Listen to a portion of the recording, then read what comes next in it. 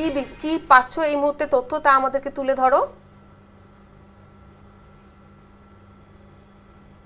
প্রবেশ করেছে গুয়াহাটিতে। আর রাতের বেলা তারা কিন্তু যে অ্যাপার্টমেন্ট গুলো আছে গুয়াহাটি, সেই অ্যাপার্টমেন্ট গুলো তারা টার্গেট করে দিচ্ছে, আর বিভিন্ন অ্যাপার্টমেন্টে তারা রাতে প্রবেশ করে তারা কিন্তু লুটপাট শুরু করেছে। আর সবচেয়ে বড় কথা দেখো, তারা মাস্ক পরিধান করে আসে, তারা হাতে গ্লোভ পরিধান করে।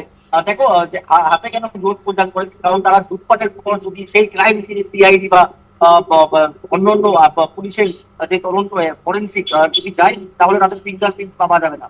আর এই যে ডাকাতের দল কিন্তু গুয়াহাটিতে প্রবেশ করার পর তারা ভাগ ভাগ হয়ে যায়। প্রায় 10-15 জনের একটা দল প্রবেশ করে, তারপরে কিন্তু ভাগ ভাগ হয়ে তারা গুয়াহাটির বিভিন্ন ফ্ল্যাট গুলোতে তারা লুটপাট চালায়।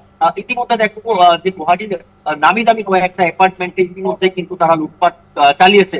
আমি তোমাকে যদি বলি, শুভম গার্ডেন গুয়াহাটিতে একটা যে একটা যে খুব নামি দামি একটা অ্যাপার্টমেন্ট শুভম গার্ডেন, সেখানে কিন্তু ধারাবাহিকভাবে 2 দিন ধরে তারা কিন্তু এক অভিযান চালিয়েছে ডাকাতরা।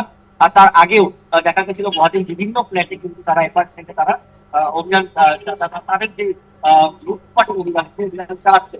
দেখো, পুলিশের একটি দল গঠন করা হয়েছে এই ডাকাতকে ধরার জন্য, এই ডাকাতের দলকে ধরার জন্য, কিন্তু এই মুহূর্তেও কিন্তু পুলিশ এখনো কিন্তু সক্ষম হয়নি তাদেরকে ধরার জন্য। আর দেখো তারা তাদের পুরো মুখ মাস্ক পরিধান করার ফলে তাদের পুরো মুখ কিন্তু সিসি ক্যামেরায় দেখা যাচ্ছে না।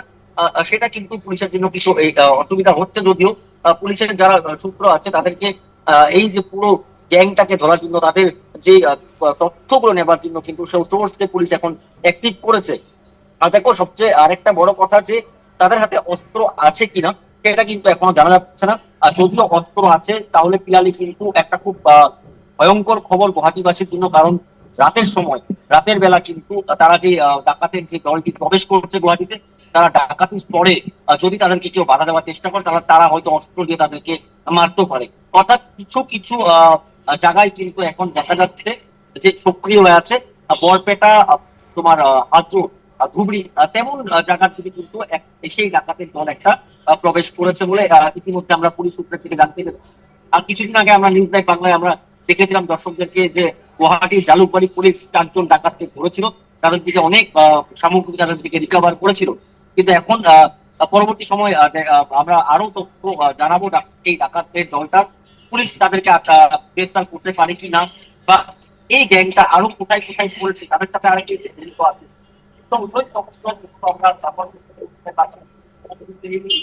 আমি জানিয়ে রাখি দর্শকদেরকে সাবধান হন, কারণ গুয়াহাটিতে কিন্তু রাত হলেই কিন্তু ডাকাতের দলের যে শক্তি বা সেটা কিন্তু দেখা যাচ্ছে। অস্ত্র হাতে আছে কিনা সেটা আমরাও সঠিক না, পুলিশ সঠিক না, তদন্তে বেরোবে। এখন এডিট ক্যামেরার ভিডিও গুলো আছে সেগুলো কিন্তু পুলিশ দেখছে। আর সেই সিসি ক্যামেরার ভিডিও দিয়ে কিন্তু পুলিশ কিছু না কিছু তো লিক পাবে। হ্যাঁ তন্ময়, তোমার থেকে জানলাম গুরুত্বপূর্ণ তথ্য। আর তন্ময়, তুমি বলতে পারো কি যে এর জন্য পুলিশে কি রাতে টহলদারি বেশি করে দিচ্ছে, বা এই ধরনের কোনো তথ্য উঠে আসছে নাকি তোমার হাতে? দেখো, গুয়াহাটিতে পুলিশের দখলদারি দেখা যায়।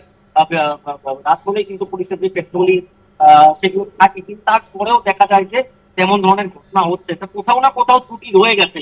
এই যে পুরো গ্যাংটাকে এখনো পর্যন্ত ধরতে পারছে না, তো কোথাও না কোথাও পুলিশের ত্রুটি রয়ে গেছে। আর তার জন্য কিন্তু এখন নিরাপদ নয় গুয়াহাটি রয়েছে। কারণ দেখো, প্রতিদিন রাতের বেলায় কিন্তু এই ডাকাতের দল প্রবেশ করতে গুয়াহাটিতে। তারা তাদের টার্গেট, আমি বলেছিলাম পিয়ালি তোমাকে, তাদের টার্গেট হচ্ছে যে বিলাসী যে অ্যাপার্টমেন্ট গুলো, নামি দামি অ্যাপার্টমেন্ট গুলো তাদের টার্গেট। ধারাবাহিক ভাবে তোমার শুভম গার্ডেন গুয়াহাটিতে নাম করা একটা অ্যাপার্টমেন্ট শুভম গার্ডেন, সেখানে ধারাবাহিক তাদের যে এই ডাকাতের দলের যে অপারেশনটা ঠিক আছে। আর পুরো ঘটনাটা ক্যামেরায় ধরা পড়েছে। এখন কথা হচ্ছে তাদের নেই তাদের টার্গেট কি, কোন অ্যাপার্টমেন্ট। আর তাদের সেই টার্গেটটা বলছেই কিন্তু পুলিশের যে সূত্র, সে সূত্রের তথ্য মতেই পুলিশ দেখো একটা যে ইনভেস্টিগেশন বা একটা তদন্ত বা একটা অভিযান শুরু করেছে। পরবর্তী সময় পিয়ালি জানা যাবে যে এই অভিযানে, পুলিশের অভিযানে কতজন গ্রেপ্তার হয় ডাকাত, তারা কোথাকার, তাদের পরিচয় কি, তারা কি উদ্দেশ্যে গুয়াহাটিতে প্রবেশ করে, আর তাদেরকে কে সাহায্য করছে, সব কথা জানা যাবে। কিন্তু এই মুহূর্তে আমি একটাই কথা বলতে পারি দর্শকদেরকে, যে সাবধান হন।